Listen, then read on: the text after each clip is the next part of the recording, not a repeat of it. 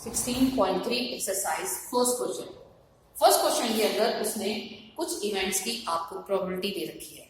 तो आपने सिर्फ ये चेक करना है कि एक तो सबका सम, क्योंकि उसने ये लिखा है which of the following can not be valid assignment of probability for the outcomes of sample space. तो आपने सिर्फ एक चीज चेक करनी है कि एक तो सबका सम 1 होना चाहिए टोटल, दूसरा किसी की प्रोबेबिलिटी नेगेटिव में नहीं हो सकती और 1 से बड़ी भी नहीं हो सकती। तो आपने ये चेक करना है कि किसी का सम 1 से ज्यादा तो नहीं है, और अगर किसी की प्रोबेबिलिटी 0 से नीचे नेगेटिव तो नहीं है, या किसी की प्रोबेबिलिटी 1 से ज्यादा तो नहीं है। तो ये आप अपने आप कर सकते हो। सेकंड क्वेश्चन स्टार्ट करते हैं। सेकंड क्वेश्चन है कि coin is tossed twice, what is the probability that at least one tail occur. हमने क्या किया, एक कॉइन को 2 टाइम्स टॉस किया। तो सैंपल स्पेस क्या हो जाएगा, x t t x and t 2 time toss किया। अब उसने पूछा है कि what is the probability that at least one tail occur. At least का मतलब क्या होता है, जो डिजिट दी है, जैसे इसने कहा एटलीस्ट 1, वहां से शुरू होके 1 से शुरू होके मैक्सिमम तक जाओगे। मैक्सिमम कितना है, 2। और एटमोस्ट का मतलब क्या है, एटमोस्ट का मतलब वहां से शुरू होके और आप नीचे तक 0 तक जाओगे।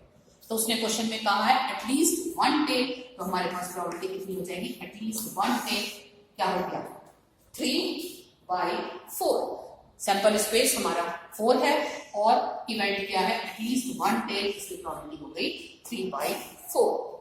Third question, a die is thrown, find the probability of following event. A die is thrown, तो सबसे पहली चीज तो इनका सैंपल स्पेस लिख लिया करो, क्योंकि हम अगर सैंपल स्पेस भी लिख लेते हैं तो कुछ क्वेश्चन तो डायरेक्ट सॉल्व होंगे। 4 5 6 सैंपल स्पेस लिख लिया।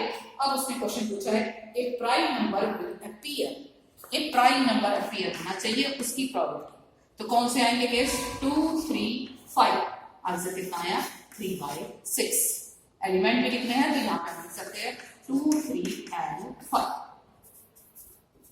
सेकेंड पार्ट इसी तरह से दे रखा है, ए नंबर ग्रेटर देन और equal to 3 will appear.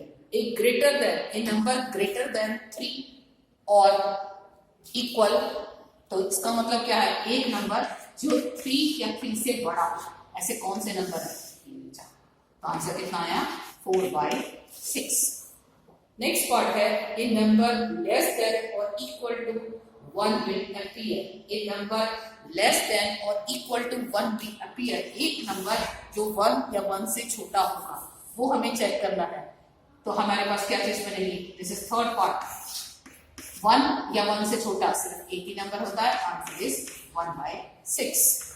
Third part ये हो गया। फोर्थ पार्ट है, a number more than 6 will appear. A number more than 6 will appear. More than 6 हमारे पास कुछ भी नहीं है, इसका मतलब इसकी जो प्रोबेबिलिटी हो गई वो 0 हो गई और एलिमेंट क्या हुआ, 5। नेक्स्ट पार्ट है, a number less than 6 will appear. A number less than 6, एक नंबर जो 6 से छोटा हो। सारे ही नंबर 6 से हैं हमारे पास, सिर्फ एक 6 को छोड़ के, क्योंकि यहाँ पे उसने इक्वल का साइन नहीं दिया।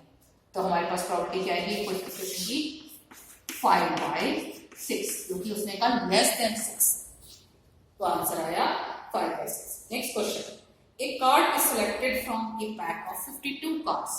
हमारे पास 52 कार्ड्स होते हैं, ये हमें पता है। उसने कहा कि हमने उसमें से एक कार्ड सेलेक्ट किया। अब question, how many points are there in the sample space. कितने पॉइंट्स होंगे सैंपल स्पेस के अंदर, 52 पॉइंट्स। ये हमें पता है क्योंकि सैंपल स्पेस का मतलब मैक्सिमम पॉसिबिलिटी, और मैक्सिमम पॉसिबिलिटी कितनी है, 52, क्योंकि कार्ड हमारे होते हैं 52। फर्स्ट पार्ट है, calculate the probability that the card is an ace of spade. हमारे 4 सूट होते हैं कार्ड के अंदर, क्या होते हैं, 4, spade, club, diamond and heart. उसने कहा, ये फर्स्ट पार्ट था। सेकेंड पार्ट कहता है कि आपको जो कार्ड चाहिए वो स्पेड का एस होना चाहिए।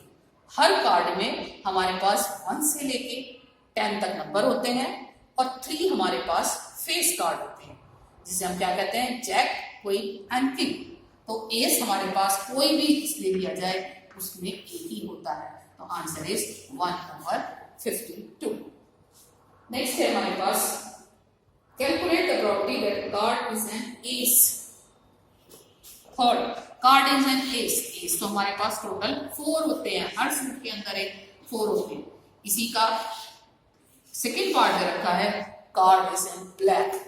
हमारे कार्ड के अंदर 2 ही कलर होते हैं, एक रेड और एक ब्लैक। ब्लैक कलर होना चाहिए, तो ब्लैक कलर की प्रॉपर्टी होगी 26/52। ये था हमारा fourth question. Now fifth question. Fifth question कहता है a fair coin with 1 mark on one face and 6 on the other and a fair die are both tossed. Find the probability that the sum of the number turned up is 3. एक हमने coin toss किया है, coin के ऊपर head और tell ही है। एक face पे 1 लिखा है, एक फेस पे हमारे पास 6 लिखा है। साथ ही साथ हमने एक डाई भी रोल की है। तो पहले तो सैंपल स्पेस लिख लें। हमारे पास क्या हो सकता है, 1 के साथ डाई का कुछ भी आ सकता है, किसी तरह से 6 के साथ भी डाई का कुछ भी हो सकता है। This is question number 5। एक कॉइन जिसके अंदर 2 ही फेस है, उस फेस पे हमने या तो 1 लिखा है या 6 लिखा है। तो 1 के साथ डाई पे 1 आया होगा, 1 के साथ 2, 1, 3, 1, 4। ये कॉइन पे है 1 पे, अदरवाइज तो हेड और टेल होता है, लेकिन इसने कहा कॉइन के 2 फेस हैं, उन पे एक फेस पे 1 लिखा है। तो हो सकता है डाई की 1, 2, 3, 4 कुछ आया हो सकता है दूसरे फेस में 6 लिखा हो, 6, 1, 6, 2, 6, 3, 6, 4, 6, 5 एंड 6, 6। ये है सैंपल स्पेस। फर्स्ट क्वेश्चन उसने लिखा है find the probability that the sum of the number turn out is 3। जो हमारा सम आना चाहिए वो 3 आना चाहिए। तो केस चेक करें तो सिर्फ एक केस आया, और अगर हम टोटल केस चेक करें तो ये टोटल हमारे 12 केस बने हैं। इसलिए फर्स्ट पार्ट की जो प्रोबेबिलिटी आई वो है हमारे पास 1/12। सेकेंड पार्ट है हमारे पास सम जो आना चाहिए वो 12 आना चाहिए। सम जो है वो 12 आना चाहिए। सम 12 कब आएगा, जब हमारे पास केस कौन से होंगे, सिर्फ ये भी एक ही केस। तो सेकेंड पार्ट की प्रोबेबिलिटी जो आएगी वो भी आ गई 1/12। एलिमेंट अलग अलग है, पहले केस में सिर्फ ये एलिमेंट आएगा, सेकेंड केस में हमारे पास 6 वाला एलिमेंट है। सिक्स क्वेश्चन कहता है 3 are 4 men and there are 4 men and 6 women on the city council. If one council member is selected for a committee at random, कितने हैं, 4 men हैं and 6 women हैं, टोटल 10 पर्सन है। 1 council member हमें select करना है। How like is such that it is a woman? अगर वो पर्सन सिलेक्ट करना है, वो वुमेन है, तो उसकी प्रोबेबिलिटी कितनी है, तो वुमेन कितनी है, टोटल पर्सन है हमारे पास 10। तो आंसर कितना आया 6/10। जो पर्सन हमने सेलेक्ट करना है वो हमारा वुमेन होना चाहिए, इसलिए उसकी probability 6/10। Next question, 7th question छोड़ देना क्योंकि 4 टाइम्स से बहुत बड़ा हो जाता है। Again 9th question, if 2/11 is the probability of an event, what is the probability of an event not A? हमें यहाँ पे भी क्या निकालना है, उसका कॉम्प्लीमेंट निकालना है। उसने कहा अगर किसी की प्रोबेबिलिटी 2/11 है तो उसके नहीं होने की प्रोबेबिलिटी क्या होगी। हमें सपोज वो केस ए है, ए की प्रोबेबिलिटी 2/11 है। अब उसने आपसे पूछा वो नहीं होने की, नॉट का मतलब ए बार लिखें या ए कॉम्प्लीमेंट लिखें, तो ये कितना हो जाएगा 1 - 2/11 दिस इज इक्वल टू 9/11। हमने क्या किया, यूनिवर्स में से वो वाली प्रोबेबिलिटी सब्ट्रैक्ट कर रहे हैं। यूनिवर्स हमारा क्या होगा 1। नेक्स्ट क्वेश्चन नंबर है हमारे पास 10th, a letter is selected at random from association. एक लेटर हमने सेलेक्ट किया एसोसिएशन। पहले तो हम वर्ड लिखे, जो भी वर्ड लिखा करो हमेशा कैपिटल लेटर में। This is question number 10।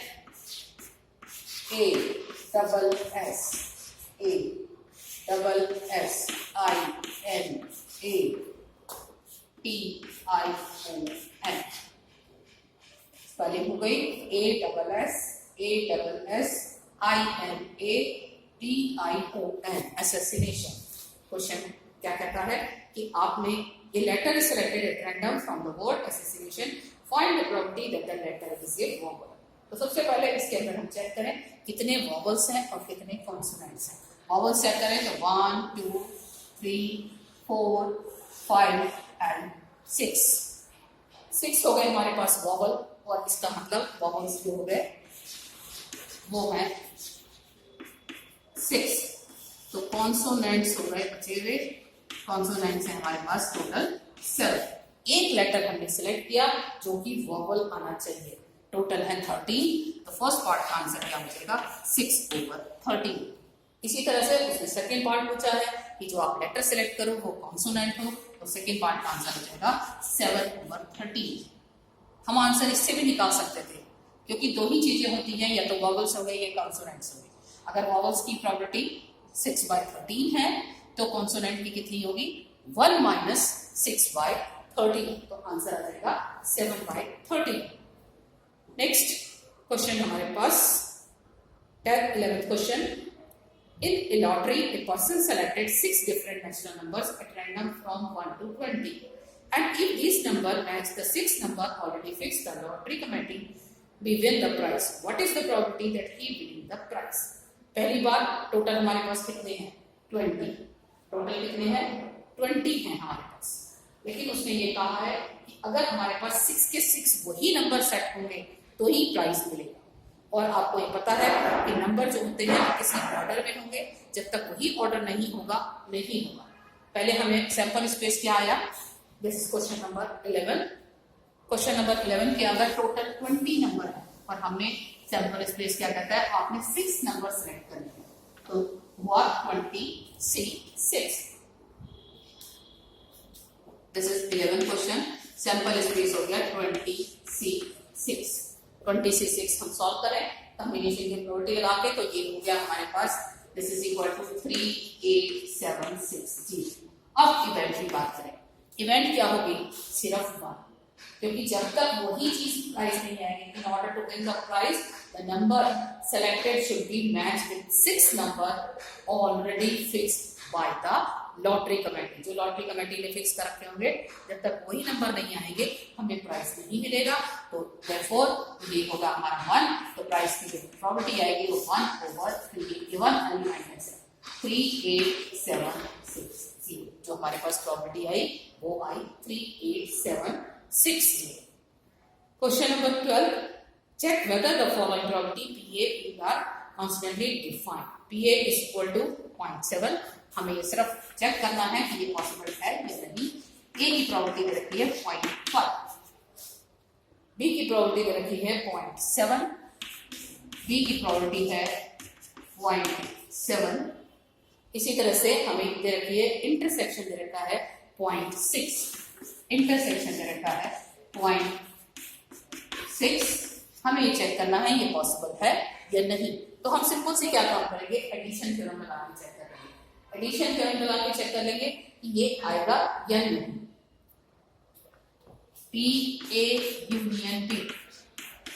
वैसे एक चीज है कि जो इंटरसेक्शन होता है हमें उतनी की जरूरत नहीं क्योंकि इंटरसेक्शन जो है वो हमेशा इन दोनों के बराबर या इनसे कम होना चाहिए. तो ये जो फर्स्ट केस है वो हमारे पास क्या आएगा no. Because intersection is greater than intersection जो होता है नो बिकॉज